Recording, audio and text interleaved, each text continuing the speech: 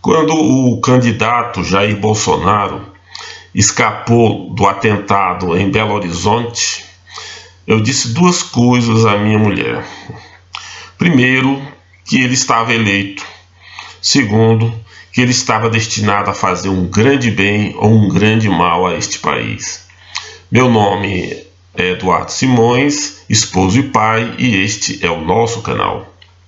Bem, eu nunca fui muito simpatizante da candidatura de Bolsonaro, porque em nenhum momento ao longo dos anos e do período de apresentação das candidaturas, o período pré-eleitoral propriamente dito, né, eu vi a apresentação de alguma proposta, de algum projeto para o Brasil.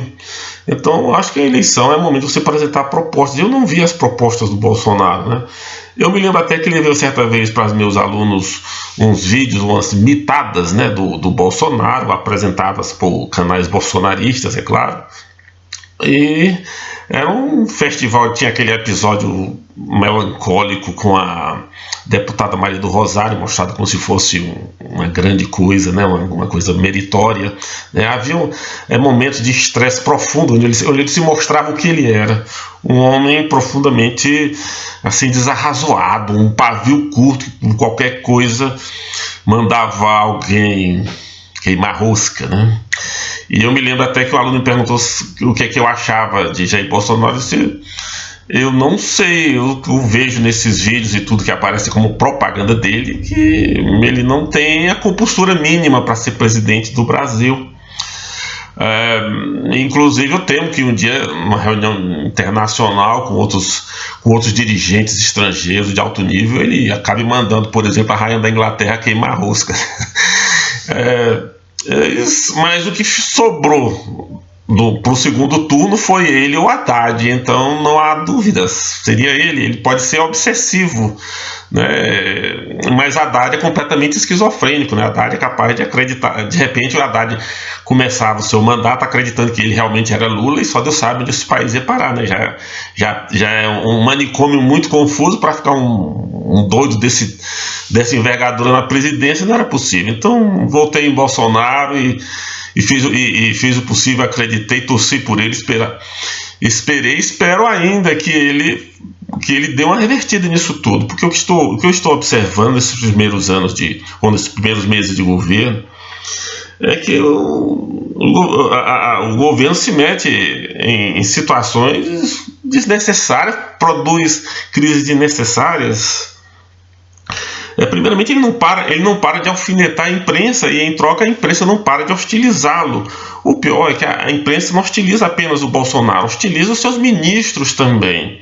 E nem todos os ministros têm o mesmo, digamos assim, a mesma resistência, o mesmo espírito para enfrentar essas agressões da imprensa. E estão começando a se mostrar muito irritadiços, principalmente aquele que é o alvo principal da imprensa hoje, o ministro Paulo Guedes. O Paulo Guedes, nas últimas entrevistas, tem mostrado assim um agastamento muito grande, coisa que é compreensível que ele mostre no Congresso Nacional, né? Mas que com relação à imprensa parece uma novidade. Ele muito agastado com jornalistas, muito irritado.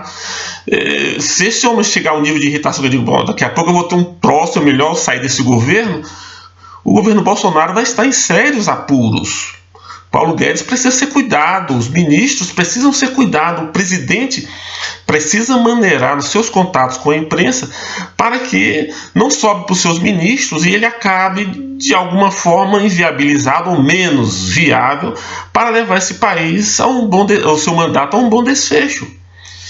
Uma outra coisa também é a ação permanente dos seus filhos, criando climas, criando tensões na periferia do governo, nos bastidores do governo, inclusive contra membros do próprio governo, né? Houve um monte de mal entendido, de fofoca, de coisa.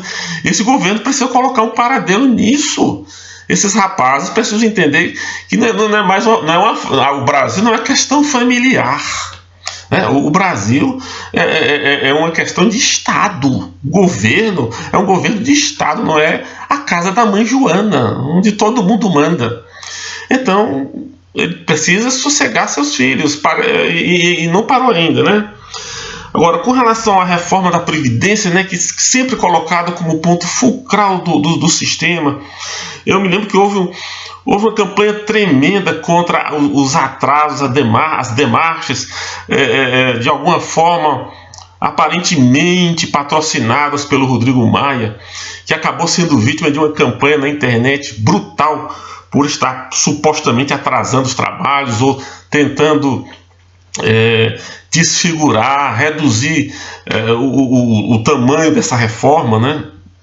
E no final das contas, o que a gente viu foi justo o contrário.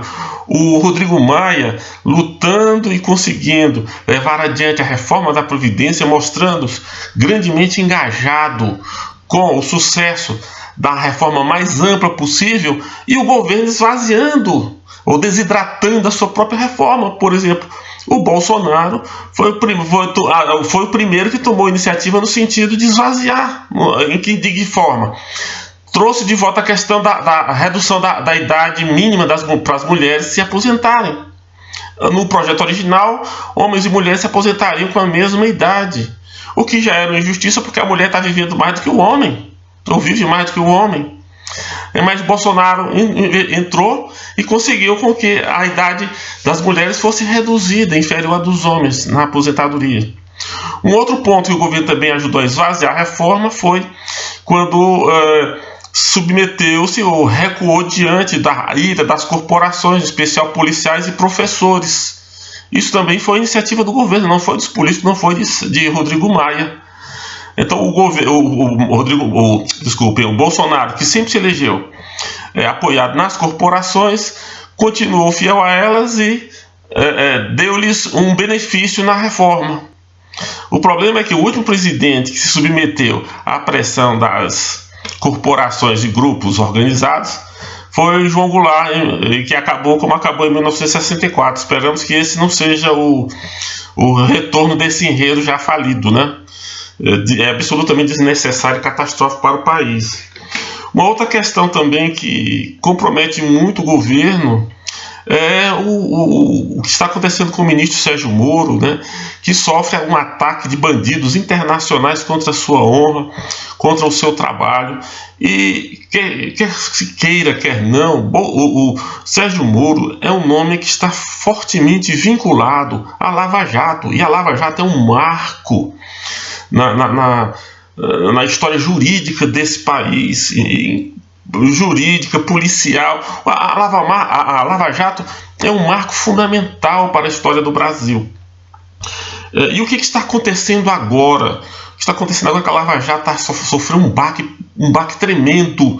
A Lava Jato e toda a luta contra a corrupção política nesse país sofreu um golpe devastador. Foi desferido, sabido, né, pelo ministro do Supremo, o Toffoli. Mas é também sabido que o Toffoli fez isso baseado numa ação começada pelo senador Flávio Bolsonaro. É Flávio Bolsonaro quem está inviabilizando com a sua ação, né, a Lava Jato e toda a luta contra a corrupção no Brasil. Isso é um soco violentíssimo desferido contra o estômago de um dos principais ministros do governo. Agora, como se não bastassem todas essas crises, todos esses problemas, surge mais um. O presidente resolve nomear um de seus filhos, o Eduardo, para a embaixada nos Estados Unidos. A gente fica assim, sabe? A gente quer acreditar que isso é apenas uma fase, que o governo vai separar e que o governo vai superar essa fase. Mas é preciso que comecem a acontecer coisas positivas a partir do executivo, que o executivo pare de ser uma fonte de problemas.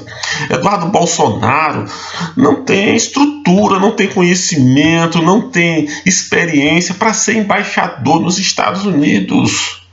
Esperou-se apenas ele completar 35 anos para imediatamente nomeá-lo embaixador lá. É o principal núcleo de embaixada, é o principal órgão de embaixada, é o principal centro de política internacional do Brasil. Não pode ser mandado um rapaz inexperiente, um rapaz... O Eduardo Bolsonaro não pode ir para os Estados Unidos pensando que vai ter longas e alegres conversações com o Olavo de Carvalho, estive bem na turma, aquela curriolinha ideológica, mas o Eduardo Bolsonaro deve ir para os Estados Unidos para conversar com o Trump, o secretário de Estado, questões gravíssimas que definem a política do hemisfério, do mundo inteiro, inclusive o posicionamento do Brasil em relação a isso. É uma coisa muito séria para você mandar uma pessoa tão inexperiente. E o que é pior, em declaração recente, Bolsonaro disse que não era nepotista, né, claro, mas que ia ajudar o filho dele sim, e que ninguém tinha nada a ver com isso praticamente. A impressão que se tem é que o presidente Bolsonaro não sabe o que quer dizer a palavra nepotismo, né? Porque ele tem todo o direito de ajudar o filho dele, mas em termos privados, em assuntos privados, não em assuntos ou recursos ou interesses do Estado brasileiro, porque aí é nepotismo e isso é crime. Agora, então, tem aparecido aí eu vi aí recentemente a declaração de um bolsonarista pouco pensante, né, que disse: essa esquerda é burra, porque o que o Bolsonaro pode muito bem fazer é mandar o Ernesto Araújo para Washington, que é um cargo de carreira diplomática, que está todo mundo pegando no pé, é um cargo que exige certa carreira, exige uma certa preparação, exige certos cuidados, etc. E nomear o Eduardo Bolsonaro ministro das Relações Exteriores. O que seria muito pior, realmente. Aí tá aí, mas o ministro das Relações Exteriores pode ser nomeado a gosto do presidente da República para nomear quem ele quiser.